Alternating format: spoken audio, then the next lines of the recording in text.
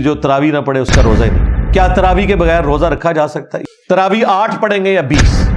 بہتر یہ ہے کہ آپ 8 والی مسجد میں جائیں، وہ ذرا آہستہ بھی پڑھتے ہیں اور وہ 20 والوں کے بعد فارغ ہوتے ہیں، لیکن قرآن سمجھ آتا ہے۔ قرآن ہاتھ میں پکڑ کے کیا قرات کر سکتے ہیں قیام اللیل میں؟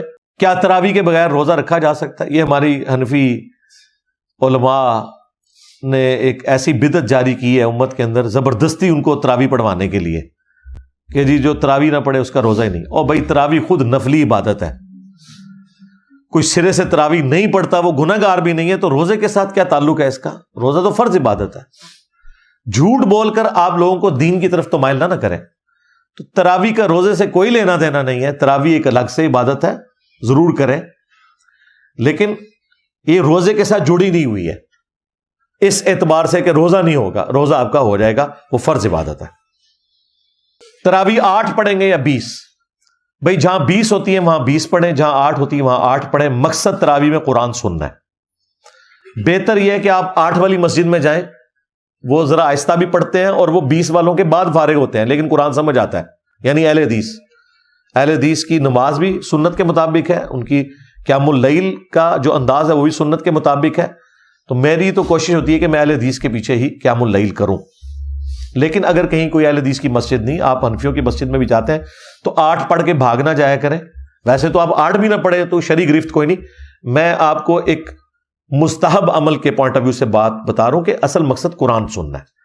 تو آپ پھر 20 پوری پڑھا کریں وہاں پہ، اس میں کوئی گناہ والی بات نہیں ہے۔ ابو داؤد میں حدیث ہے، سیدنا طلق ابن علی وہ کہیں گئے ہوئے تھے بعض اصحاب کو ملنے کے لیے، وہاں رات کا وقت شروع ہو گیا تو انہوں نے کہا حضرت آپ آئے ہوئے تو آج قیام آپ کروائیں ہمیں، رمضان کا جو تراویح یا قیام اللیل آپ جسے کہتے ہیں۔ تو انہوں نے وہاں ان کو قیام اللیل کروایا۔ آپ اندازہ کریں اتنا لمبا قیام کروا کے وہ جب اپنے گاؤں واپس آئے تو گاؤں میں لوگ ان کا انتظار کر رہے تھے۔ کتنا ٹائم گزر گیا، یعنی لوگوں کا شوق آپ دیکھیں نمازوں کا۔ تو انہوں نے کہا کہ تم لوگ میرے انتظار میں، ان کا حضرت آپ ہمارے امام ہیں تو آپ ہمیں قیام کروائیں۔ انہوں نے نہیں کہا کہ میں اب یہ پڑھ لیا نے میں تھکیا ہوا، انہوں نے ان کو بھی قیام کروایا۔ تو میں اہل حدیث کو کہتا ہوں کہ 16 تراویحیں تو انہوں نے پڑھی نا، 8 ہوتے پڑھ کے ایسے 8 تھے پڑھیاں۔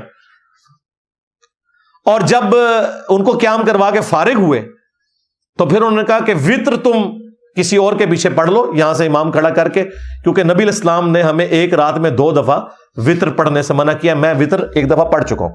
اس سے یہ مسئلہ بھی پتہ چل گیا کہ وتر کے بعد بھی آپ نوافل پڑھ سکتے ہیں۔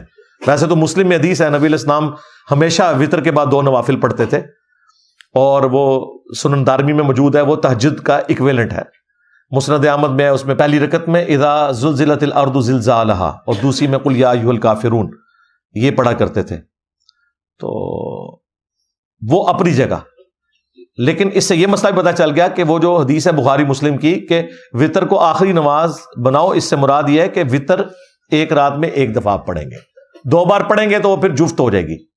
لیکن وتر کے بعد جب آپ 2 رکعت پڑھتے ہیں وہ ٹوٹل پھر وتر ہی رہتا ہے۔ وہ 11 پڑھ کے آئے تھے، 2 پڑھائے انہوں نے 13 ہو گئے، پھر 2 پڑھائے 15 ہو گئے، لیکن اگر دوبارہ وہ 1 یا 3 یا 5 وتر پڑھ لیتے وہ جفت ہو جاتا۔ اس لیے اس سے کتنے مسائل جو ہے وہ کلیئر ہو گئے۔ باقی 20 اور 8 تراویح کے اوپر میری تفصیلی ویڈیوز ریکارڈ ہے۔ قرآن ہاتھ میں پکڑ کے کیا قرات کر سکتے ہیں قیام اللیل میں، یا پیچھے سن سکتے ہیں؟ بالکل صحیح بخاری میں زکوان تابعی تھا جو غلام تھا سیدہ عائشہ کا، وہ انہیں قیام اللیل کرواتا تھا مصحف ہاتھ میں پکڑ کے۔ ظاہر ہے اس زمانے میں قرآن کتابی شکل میں تو ایک جگہ نہیں تھا، یعنی کچھ اوراق وہ پکڑ کے کرواتا تھا، پھر ظاہر ہے اسلام پھیرنے کے بعد دوسرے اوراق۔ اس طرح کا قرآن تو ان کے پاس اس وقت کاغذ والا معاملہ تو نہیں تھا۔ بہرحال یہ حدیث امام بخاری نے تعلیقاً لی ہے، اس کی پوری سند المصنف ابن ابی شیبہ میں، سنن کبریٰ البیہقی میں موجود ہے۔ اس میں تو کئی اصحاب کے بارے میں آتا ہے کہ وہ پیچھے سامع کے طور پہ بھی مصحف اٹھاتے تھے، بعض اس کو دیکھ کے پڑھاتے تھے، بعض پیچھے سے سامع کے طور پہ بھی اٹھاتے تھے، اور اس سے کنسنٹریشن بھی لوز نہیں ہوتی۔ اور جو نان عربک ہے ان کو میں کہوں گا کہ آپ اسمارٹ فون میں ایئر فلائٹ موڈ میں لگا کے، یہ نہ بیچ میں آپ میسج اپنے چیک کرتے رہیں، ایئر فلائٹ موڈ میں لگائیں اور ساتھ ترجمہ بھی کھولیں تاکہ قرآن پورا کور ہو۔ 1 مہینے میں پورا قرآن کور آپ کر سکتے ہیں۔ وہ ساتھ ساتھ آپ یعنی دل میں ہی نیچے عربی کے نیچے اردو بھی دیکھتے جائیں. وہ اتنا ٹائم مل جاتا ہے جہاں پہ آہستہ آواز میں لوگ قرات زیادہ رفتار نہیں ہوتی، تو اپنا قرآن کو اس طریقے سے کور کریں اور یہ لازمی کریں. ہاں ادروائز یہ آپ کا چانس پھر مس ہو جائے گا. خالی عربی سننے کا تو کوئی فائدہ نہیں، اور اس میں بھی صرف یعلمون تعلمون کا تو کوئی فائدہ نہیں.